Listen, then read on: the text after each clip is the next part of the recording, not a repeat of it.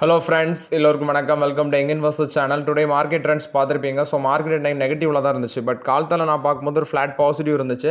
இப்போ நெகட்டிவ் ட்ரெண்டில் போகுது. பேங்க் நிஃப்டி பாசிட்டிவ்ல இருக்குது. நிஃப்டி 50 74 பாயிண்ட்ஸ் நெகட்டிவ்ல இருக்குது. 24,945 பாயிண்ட்ஸில் ட்ரேட் ஆகுது. சென்செக்ஸ் 82,058 பாயிண்ட்ஸில் ட்ரேட் ஆகுது. 272 பாயிண்ட்ஸ் நெகட்டிவ்ல இருக்குது. இது போக பேங்க் நிஃப்டி 55,420 பாயிண்ட்ஸில் ட்ரேட் ஆகுது. 65 பாயிண்ட்ஸ் பேங்க் நிஃப்டி பாசிட்டிவ்ல இருக்குது. இதில் பஞ்சாப் நேஷனல் பேங்க் 2% பாசிட்டிவ்ல இருக்குது. Federal Bank, Bank of Baroda இதெல்லாமே 1% பாசிட்டிவ்ல இருக்குது. IndusInd Bank, Canara Bank, Kotak Mahindra Bank, SBI, State Bank of India, AU Small Finance Bank இதெல்லாம் ஃப்ளாட் பாசிட்டிவாக இருக்குது. Axis Bank, HDFC Bank, ICICI Bank, IDFC First Bank இதெல்லாமே பார்த்தீங்கன்னா ஃப்ளாட் நெகட்டிவ் ட்ரெண்டில் ட்ரேட் ஆகுது. ஸோ பேங்க் நிஃப்டி மட்டும் ஒரு 65 பாயிண்ட்ஸ் பாசிட்டிவ்ல ட்ரேட் ஆகுது மார்க்கெட்டில். ஸோ ஃபஸ்ட்டு பார்த்தீங்கன்னா மார்க்கெட்டில் இன்றைக்கி இந்த சவுத் இந்தியன் பேங்க் நல்ல ஒரு பெர்ஃபார்மன்ஸ் கொடுத்துருக்கு. 29 ரூபா 35 காசு வரைக்கும் வந்தது.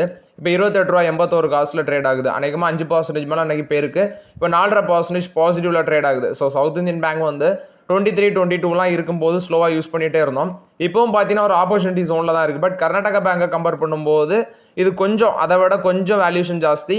பட் ரெண்டு பேருமே ஒரு ஆப்பர்ச்சுனிட்டி ஜோனில் தான் இருக்கிறாங்க. சவுத் இந்தியன் பேங்கும் சரி, கர்நாடகா பேங்கும் சரி. இப்போ சவுத் இந்தியன் பேங்க் இன்னைக்கு நல்ல பெர்ஃபார்மன்ஸ் கொடுத்துருக்காங்க. குறிப்பாட்டு சவுத் இந்தியன் பேங்க் போஸ்ட் பண்ண ரிசல்ட்ஸ்க்கு அப்புறம் அதோட பெர்ஃபார்மன்ஸ் நல்லா தான் இருக்குது. அநேகமாக எனக்கு தெரிஞ்சு இன்னும் இந்த வாரத்தில் 30 to 30 rupees எல்லாம் தாண்டி போயிரும்னு நினைக்கிறேன். இன்றைக்கே 29.35 பைசே வந்திருக்கு. விரைவில் 30 தாண்டும்னு நினைக்கிறேன். ஸோ நம்ம கன்சிடர் பண்ணி பொறுமையாக இருந்தோம். சவுத் இந்தியன் பேங்க் ஒரு லாங் டர்முக்கு ஒரு நல்ல ரிட்டர்ன்ஸ் கொடுக்கும்னு எக்ஸ்பெக்ட் பண்ணுறோம். நெக்ஸ்ட் பார்த்தீங்கன்னா ஐடிஎஃப்சி ஃபர்ஸ்ட் பேங்க்கில் வந்து அப்டேட்டு. ஐடிஎஃப்சி ஃபர்ஸ்ட் பேங்க்கில் வார்பர்க் பின்க்ரோஸ் வந்து பார்த்தீங்கன்னா இன்வெஸ்டர்ட்டு உள்ள வரதுக்கு ஷேர் ஹோல்டர்ஸ் அப்ரூவல் கொடுக்கல. 64.10% ஆஃப் ஐடிஎஃப்சி ஃபர்ஸ்ட் பேங்கோட ஷேர் ஹோல்டர்ஸ் மட்டும் தான் அலோவ் பண்ணியிருக்காங்க. அதாவது ஃபேவராக ஓட் பண்ணியிருக்காங்க.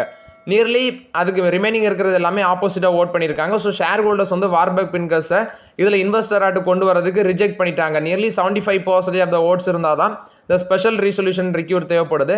பட் ஆக்சுவலி இது வந்து பார்த்தீங்கன்னா வார்பர்க் பின்கர்ஸை இப்போதைக்கு ஷேர் ஹோல்டர்ஸ் என்ன சொல்கிறாங்கன்னா அவங்கள வந்து ஐடிஎஃப்சி ஃபர்ஸ்ட் பேங்க்கில் இன்வெஸ்டர்ஸாக கொண்டு வரண்டாம் அப்படின்னு சொல்லி ஷேர் ஹோல்டர்ஸ் ரிஜெக்ட் பண்ணியிருக்கிறாங்க. பட் இது எப்படி போகும்னு தெரில, வெயிட் பண்ணி பார்க்கலாம். இப்போதைக்கு ஷேர் ஹோல்டர்ஸ் ரிஜெக்ட் பண்ணிட்டாங்க ஐடிஎஃப்சி ஃபர்ஸ்ட் பேங்க்கில். ஸோ இது வந்து ஐடிஎஃப்சி ஃபர்ஸ்ட் பேங்க்கில் வந்து அப்டேட். இன்றைக்கி ஸ்டாக் ப்ரைஸ் வந்து ஒரு ஃப்ளாட் நெகட்டிவ்ல இருந்துச்சு. நான் பார்க்கும்போது மார்க்கெட்டில் 68.84 பைசேல இருக்குது. ஒரு ஃப்ளாட் நெகட்டிவ் ட்ரெண்டில் இருக்கிறாங்க. ஸோ ஐடிஎஃப்சி ஃபர்ஸ்ட் பேங்க் இப்போதைக்கு கொஞ்சம் வெயிட் பண்ணுங்கள். 60, 55 அந்த ரேஞ்சில் நம்ம யூஸ் பண்ணியிருக்கிறோம். ஸோ இப்போதைக்கு கொஞ்சம் வெயிட் பண்ணுங்கள் ஐடிஎஃப்சி ஃபர்ஸ்ட் பேங்க்கில். நெக்ஸ்ட் பார்த்தீங்கன்னா பஜாஜ் ஆட்டோவில் வந்து அப்டேட்டு. பஜாஜ் ஆட்டோ 5,431 கோடி ஒர்த் ஆஃப் லோன் வந்து பார்த்தீங்கன்னா செக்யூர் பண்ணி கிட்டத்தட்ட 566 மில்லியன் யூரோஸ். இது எதுக்குன்னா கேடிஎம் ஆஸ்திரேலியன் பேஸ்டு கம்பெனியாக இருக்கிற அந்த கேடிஎம் கம்பெனியில் வந்து இன்ஃபியூஸ் பண்ணுறாங்க. ஏன்னா அது வந்து பார்த்தீங்கன்னா கொஞ்சம் அந்த கம்பெனி வந்து கஷ்டப்படுதுன்னு அர்த்தம். அதுக்கு வந்து பார்த்தீங்கன்னா இது வந்து ஆஸ்திரேலியன் மோட்டார் சைக்கிள் மேனுஃபேக்சர். அதில் அந்த ஃபண்டை வந்து அதாவது இவங்க எடுக்கிற லோனை வந்து அதில் இன்ஃபியூஸ் பண்ணுறாங்க. ஸோ இது வந்து பார்த்தீங்கன்னா பஜாஜ் ஆட்டோவோட யூரோப்பியன் சப்சிடரி அதில் வந்து கேடிஎம் வச்சுருக்காங்க. ஸோ அதில் இன்வெஸ்ட்மெண்ட் பண்ணுறாங்க. 5,431 கோடி லோன் மூலம் மட்டும் தான் அந்த இன்ஃபியூஸ் பண்ணுறாங்க. இது பஜாஜ் ஆட்டோ கொடுத்த அப்டேட்டு.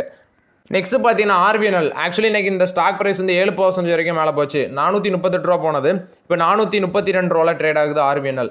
இதுக்கு ரீசன் பார்த்தீங்கன்னா ஆந்திர பிரதேஷில் ஒரு ஹோலி ஓன் சப்சிடரியை வந்து இன்கார்பரேட் பண்ணியிருக்கிறாங்க. ஸோ அது மட்டும் இல்லாமல் இவங்களுக்கு கண்டினியூஸாக பார்த்தீங்கன்னா ஆர்டர் நிறைய வருது. சபாவாரம் ஸ்ரீலங்கர் ரோட் டெவலப்மெண்ட் லிமிடெட் அப்படிங்கிற ஒரு ஹோலி ஓன் சப்சிடரி தான் பார்த்தீங்கன்னா ஆந்திர பிரதேஷில் இது இன்ஃபியூஸ் பண்ணியிருக்காங்க. இதில் ஆர்விஎன்எல் வந்து 100% ஆஃப் ஸ்டேக் வந்து இந்த சப்சிடியில் ஓன் பண்ணுவாங்க. ஸோ மோர் ஓவராட்டி இவங்க வந்து இந்த இன்ஃப்ராஸ்ட்ரக்சர் பேஸ் பண்ணியிருக்கிற கம்பெனி தான். ஸோ ஆர்விஎன்எல் மட்டும் இல்லாமல் மற்ற ரயில்வே ஸ்டாக்ஸும் பார்த்தீங்கன்னா இன்றைக்கி ரீசெண்ட் டேஸில் நல்ல ஒரு பெர்ஃபார்மன்ஸ் கொடுத்துருக்காங்க. அதாவது ரயில்வேஸ் மீன்ஸ் பிஎஸ்சி செக்டாரை பேஸ் பண்ணியிருக்கிற கம்பெனிஸ். ஆர்விஎன்எல் மட்டும் இல்லாமல் ரெயில்டெல் கார்பரேஷன் மேலே 30% ரிட்டர்ன்ஸ் கொடுத்துருக்கு. ஆர்விஎன்எல் வந்து இன்னையோட சேர்த்திங்கன்னா ஒரு 25% தான் ரிட்டர்ன்ஸ் கொடுத்துருக்கோம். பிஎம்எல் வந்து கிட்டத்தட்ட ஒரு 17%, ஐஆர்எஃப்சி 12% மேலே கொடுத்துருக்கு, ஐஆர்சிடிசியும் ஒரு 10% கொடுத்துருக்கு, ரைட்ஸ் வந்து பார்த்தீங்கன்னா ஒரு 25% கொடுத்துருக்கு இந்த மேலே. ஸோ இந்த மாதிரி ஸ்டாக்ஸ் எல்லாம் பார்த்தீங்கன்னா ரீசெண்ட் டேஸில் நல்ல ஒரு பெர்ஃபார்மன்ஸ். மேஜர் வராட்டு இவங்களுக்கு வந்து பார்த்தீங்கன்னா நிறைய ஆர்டர்ஸ் கிடச்சி ரீசெண்ட் டேஸில் அந்த பேசிஸில் மேலே போயிருக்கிறாங்க. பட் இதோட ரிசல்ட்ஸ் எல்லாம் வச்சு பார்க்கும்போது பார்த்தீங்கன்னா தான் தெரியும் என்ன கண்டிஷன் அப்படின்னு சொல்லி. ஸோ வெயிட் பண்ணுங்கள் இந்த பங்குகள் எல்லாமே. ரிலையன்ஸ் பவர் வந்து ஒரு green digital private limited company கூட ஒரு அக்ரிமெண்ட் போட்டிருக்காங்க. அதாவது பூட்டான் கவர்மெண்ட் கூட ஒரு அக்ரிமெண்ட் சோலார் பவர் பிளான்ட் வந்து செட்டப் பண்ணுறதுக்கு 500 மெகாவாட்டு. ஸோ இது வந்து 50:50 ஜாயின்ட் வெஞ்சர் தான். பூட்டான் ட்ரக் ஹோல்டிங்ஸ் அன்லிமிட்டட் அப்படிங்கிற ஒரு கம்பெனியோட ரிலையன்ஸ் பவர் அந்த கம்பெனியும் ஜாயின்ட் வெஞ்சர் வச்சு தான் அந்த 500 மெகாவாட் எலக்ட்ரிசிட்டி பில் பண்ண போகிறாங்க. So 50:50 joint venture. இது ரிலையன்ஸ் பவருக்கு ஒரு பாசிட்டிவ் அப்டேட்டாக இருக்குது. நெக்ஸ்ட் பார்த்தீங்கன்னா நேற்று நான் ஒரு அப்டேட் கொடுத்தேன். அதாவது இவங்க வோடஃபோன் ஐடியாவுக்கு சுப்ரீம் கோர்ட் வந்து ரிலீஃப் கொடுத்தாங்க. அது ரிலீஃப் கொடுக்கல, பட் அது வேறு நியூஸ், நான் மாற்றி சொல்லிட்டேன். அடுத்து வந்து பார்த்தீங்கன்னா 2 இதுவுமே, அதாவது வோடஃபோனும் சரி ஏர்டெலும் 2 பேருமே சுப்ரீம் கோர்ட்டுக்கு அந்த ப்ளீக்கு போயிருக்காங்க. விச் மீன்ஸ் அந்த பெட்டிஷன் ஃபைல் பண்ணியிருக்காங்க. அதாவது இன்ட்ரெஸ்ட் பெனால்ட்டி இது வேவியர் சம்மந்தமான அந்த ஏஜிஆர் டியூஸ் எல்லாமே நீங்கள் வந்து எங்களுக்கு ஒரு ரிலீஃப் கொடுங்க அப்படின்னு சொல்லி. வோடஃபோன் ஐடியாவும் சரி ஏர்டெல்லும் சரி டாடா டெலி சர்வீஸ் இவங்க வச்ச கோரிக்கை வந்து சுப்ரீம் கோர்ட் வந்து ரிஜெக்ட் பண்ணிட்டாங்க இவங்களோட பெட்டிஷனை. ஸோ இப்போதைக்கு இவங்க அதை ஃபண்டை ரீபே பண்ணி தான் ஆகணும். பட் இப்போ வோடஃபோன் ஐடியா வந்து கவர்மெண்ட்டுக்கிட்ட போகிறாங்க, எங்களை காப்பாற்றுங்க, ஃபினான்ஷியல் 26ல் எங்களால் பிஸ்னஸ் பண்ண முடியாது அப்படின்னு சொல்லி வோடஃபோன் ஐடியா இப்போதைக்கு கைவிரிச்சாச்சு. So Bharti Airtel, Vodafone Idea, Tata tele service இவங்க வச்ச கோரிக்கை வந்து பார்த்தீங்கன்னா சுப்ரீம் கோர்ட் ரிஜெக்ட் பண்ணிட்டாங்க.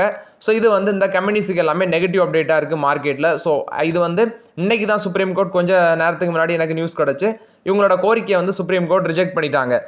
இது போக அன்றைக்கி ஐடி செக்டார் ஸ்டாக்ஸும் பார்த்தீங்கன்னா தர்மடி வாங்கியிருக்கு மார்க்கெட்டில். So Mphasis 2.5% out, Infosys 1.5% out, TCS 1.5% out, tech Mahindra 1.5% out, Wipro 1.5% out, HCL technologies 1% out. So இதெல்லாமே விழுந்திருக்கு. ரீசன் அப்படின்னு சொல்லி பார்க்கும்போது அந்த யூஎஸ் அவுட்லுக்கு அவங்க யூஎஸ் கொடுத்த வீக் பெர்ஃபார்மன்ஸ், வீக் நியூஸஸ் வச்சு பார்த்தீங்கன்னா மூடிஸ் வந்து டவுன்கிரேட் பண்ணியிருக்காங்க. அதாவது யூஎஸில் பெருசாக ஐடிக்கு ஸ்பெண்ட் பண்ண மாட்டாங்க, கிளைண்ட்ஸ் இவங்களுக்கு கிடைக்காது. அதுவும் இல்லாமல் பார்த்தீங்கன்னா யூஎஸ்ல இந்த ட்ரம்ப் பண்ணுற சில வேலைகள் இதெல்லாமே வச்சு மூடிஸ் டவுன்கிரேட் பண்ணியிருக்காங்க. இதனால இன்ஃபோசிஸ், எம்ஃபோசிஸ் இந்த மாதிரிப்பட்ட கம்பெனிஸ் எல்லாமே இன்னைக்கு உங்களோட டவுன்கிரேடை வச்சு இன்னைக்கு விழுந்திருக்கிறாங்க. ஸோ ஓவரால் இது வந்து பார்த்தீங்கன்னா ஐடி இண்டெக்ஸை பொறுத்த வரைக்கும் அப்டேட். நெக்ஸ்ட் பார்த்தீங்கன்னா ஜைடஸ் வெல்னஸோட ப்ராஃபிட் 14% இந்த குவார்ட்டரில் ரைஸ் ஆயிருக்கு. ஸோ ஃபுல் ரிசல்ட்ஸ் எடுத்து பார்க்கும்போது ரெவன்யூ 16.7% இன்க்ரீஸ் ஆயிருக்கு, 913 கோடி. நெட் ப்ராஃபிட் 14% இன்க்ரீஸ் ஆயிருக்கு, 171 கோடி. எபிட்டா 17% இன்க்ரீஸ் ஆயிருக்கு, 190 கோடி. எபிட்டா மார்ஜின் 20.8% இருக்குது. ஸோ போர்டு வந்து பார்த்தீங்கன்னா ஷேரை வந்து 5 ஷேராட்டு ஸ்ப்ளிட் பண்ணுறதுக்கு அப்ரூவலும் கொடுத்துருக்காங்க. விச் மீன்ஸ் 1:5 அந்த ரேஷியோவில் ஸ்ப்ளிட் பண்ணுறதுக்கு அப்ரூவல் கொடுத்துருக்காங்க. அடுத்தது டோட்லா டைரி அப்படிங்கிற கம்பெனியோட ரிசல்ட்ஸு ப்ராஃபிட் 45% இன்க்ரீஸ் ஆயிருக்கு, 67 கோடி பண்ணியிருக்கிறாங்க. எபிட்டா வந்து 10.8% இன்க்ரீஸ் ஆயிருக்கு, 83.4 crores இருக்குது. மார்ஜின் 9.2% இருக்குது, ரெவன்யூ 15.5% இன்க்ரீஸ் ஆயிருக்கு, 910 கோடி. 2 ரூபா ஃபைனல் டிவிடன் அனௌன்ஸ் பண்ணியிருக்காங்க. ஸோ இது வந்து டோட்லா டைரி போஸ்ட் பண்ண ரிசல்ட்ஸ் அப்டேட்டு. நெக்ஸ்ட் கவர்மெண்ட் தரப்புலேருந்து என்ன பிளான் பண்ணுறாங்கன்னா இந்த எல்ஐசியில் வந்து ஒரு 6.5% வந்து டைவர்ஸ் பண்ண இருக்கிறாங்க. அதாவது எல்ஐசியில் ஒரு 6.5% வந்து ஸ்டேக் டைல்யூஷன் இருக்குன்னு சொல்கிறாங்க. ஏன்னா அந்த பப்ளிக் ஷேர் ஹோல்டிங் பேட்டர்ன்ஸ்னு ஒன்று உண்டு. ஷேர் ஹோல்டிங் பேட்டர்னில் பப்ளிக் ஷேர் ஹோல்டிங்க்கு ஒரு பொசிஷன் உண்டு. அட்லீஸ்ட் 25% வந்து பப்ளிக் கைவசம் தான் இருக்கணும். ஸோ இப்போ வந்து எல்ஐசியில் மோஸ்ட்லி ஐ திங்க் 90% மேலே கவர்மெண்ட் கைவசம் தான் இருக்குது. ஸோ அதை பப்ளிக் ஷேர் ஹோல்டிங் ஒரு கம்பெனி வந்து லிஸ்ட் ஆகுது மார்க்கெட்டில் அப்படின்னா அது ஒரு டைம் உண்டு. அந்த டைமுக்குள்ளே வந்து பார்த்தீங்கன்னா அந்த ஷேர் ஹோல்டர்ஸ் பேட்டர்ன் அதை வந்து ரீச் பண்ணணும். ஸோ அதுக்கு வேண்டி இப்போதைக்கு கவர்மெண்ட் வந்து ஒரு 6.5% டைல்யூட் பண்ண இருக்கிறாங்க 1 or more tranches வழியாட்டு. இது நெக்ஸ்ட் 24 months நடக்கும்னு சொல்கிறாங்க. இது கவர்மெண்ட் கொடுத்த அப்டேட்டு.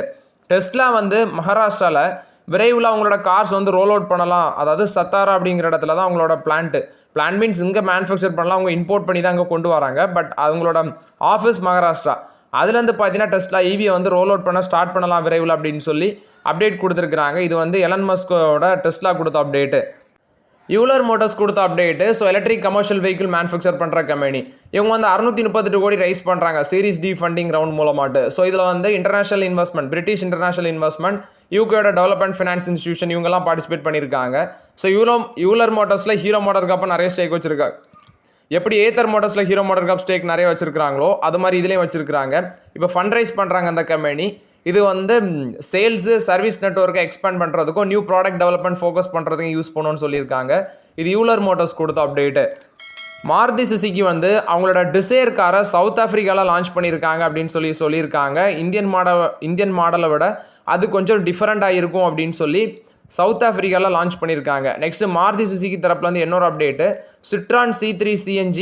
அதே இது வந்து பார்த்தீங்கன்னா மாருதி சுசுகியோட ஸ்விஃப்ட் CNG இதோட கம்பேரிசனை சொல்லியிருக்கிறாங்க. ஃபியூல் எஃபிஷியன்சி இப்போது சிஎன்ஜி கிட் வந்து பார்த்தீங்கன்னா 93,000 பெட்ரோல் வேரியண்ட்டை விட அதிகமாக இருக்கும். அதாவது இந்த சிட்ரான் சிஎன்ஜியோட கார் வந்து பெட்ரோல் வேரியண்ட்டை விட 93,000 வந்து காஸ்ட் அதிகமாக வரும். C3 CNGங்கிறது 7.16 lakh வந்து எக்ஸ்ஷோரூம் ப்ரைஸ், பட் டேக்ஸ் அதெல்லாம் வரும்போது எக்ஸ்ட்ரா வந்துடும். ஸோ பெட்ரோல் வெஹிக்கிளை கம்பேர் பண்ணும்போது சிஎன்ஜியோட ப்ரைஸ், அந்த காரோட ப்ரைஸ் கொஞ்சம் ஜாஸ்தின்னு சொல்கிறாங்க. இப்போ நியூ சிட்ரான் C3 CNG வந்து 7 lakh to 9, அதாவது 9.5 lakhs, 7 லட்சத்துலேருந்து 9.5 லட்சம் வரைக்கும் இருக்குன்னு சொல்கிறாங்க. அதே அவங்களோட நியூ ஸ்விஃப்ட் சிஎன்ஜி வந்து பார்த்தீங்கன்னா 3 வேரியண்ட்டில் அவைலபிள். VXI, VXI-O, ZXi இப்படி 3 வேரியண்ட்டில் கொண்டு வந்திருக்காங்க. 8.4 லட்சத்துலேருந்து 9.4 லட்சம் வரைக்கும் இருக்குன்னு சொல்கிறாங்க. இது மாருதி சுசுகி கொடுத்த அப்டேட்டு. நெக்ஸ்ட் நம்மளோட இந்தியன் ஃபார்மா இண்டஸ்ட்ரி பார்த்தீங்கன்னா 7.8% இந்த ஏப்ரலில் growth காமிச்சிருக்கு. இது கவர்மெண்ட் தான் சொல்கிறாங்க. இது வந்து நிறைய ஸ்மார்ட் ஸ்கீம் வந்து ஃபார்மா இண்டஸ்ட்ரி கொண்டு வந்ததுனால இந்த அச்சீவ் பண்ண முடிஞ்சுன்னு சொல்லி கவர்மெண்ட் தரப்புல வந்து விளக்கம் கொடுக்குறாங்க. ஸோ கண்ட்ரி வந்து பார்த்தீங்கன்னா வேர்ல்டுலே 3rd pharmaceutical production by volume, அது 14th பை வேல்யூ அப்படின்னு சொல்கிறாங்க. ஸோ வேர்ல்டு வைட் டிமாண்ட் வந்து 20% வந்து ஜெனரிக் மெடிசன் அது வந்து நம்ம கண்ட்ரிலேருந்து தான் போகுது. அது மட்டும் இல்லாமல் வேக்சின் ப்ரொடக்ஷன் கிட்டத்தட்ட 50-60% ஆஃப் த யூனிசெஃபோட குளோபல் வேக்சின் நீட்ஸை வந்து நம்ம தான் சப்ளை பண்ணுறோம். ஃபார்மசிட்டிக்கல் செக்டரோட டேர்ன் வந்து பார்த்தீங்கன்னா 4,17,345 கோடி. ஆனுவல் க்ரோத் ரேட் வந்து 10% லாஸ்ட் 5 இயர்ஸில் வந்து பார்த்தீங்கன்னா க்ரோத் காமிச்சிருக்கோம். அது மட்டும் இல்லாமல் ஜெனரிக் ட்ரக்ஸு, வேக்சின்னு இந்த செக்மெண்ட்டில் வந்து பார்த்தீங்கன்னா இந்தியாவோட ஃபார்மாசிட்டிக்கல் இண்டஸ்ட்ரி வேர்ல்டு வைட் ரொம்பவே ட்ரான்ஸ்ஃபார்ம் பண்ணிட்டு இருக்கிறாங்க. ஸோ இது வந்து பார்த்தீங்கன்னா நம்மளோட ஃபார்மா இண்டஸ்ட்ரியை பொறுத்த வரைக்கும் positive update. Next Hyundai motors வந்து பார்த்தீங்கன்னா நியூ i20 மேக்னா அப்படிங்கிற காரை வந்து லான்ச் பண்ணியிருக்காங்க. இதோட ப்ரைஸ் வந்து 7.5 லட்சம் அப்படின்னு சொல்கிறாங்க.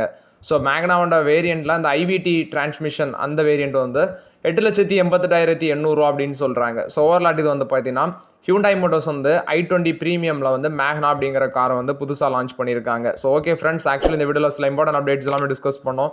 இந்த வீடியோ உங்களுக்கு பயனுள்ளதாக இருந்துச்சுன்னா லைக் பண்ணுங்கள், சப்ஸ்கிரைப் பண்ணுங்கள், கமெண்ட் பண்ணுங்கள். Okay friends, thank you.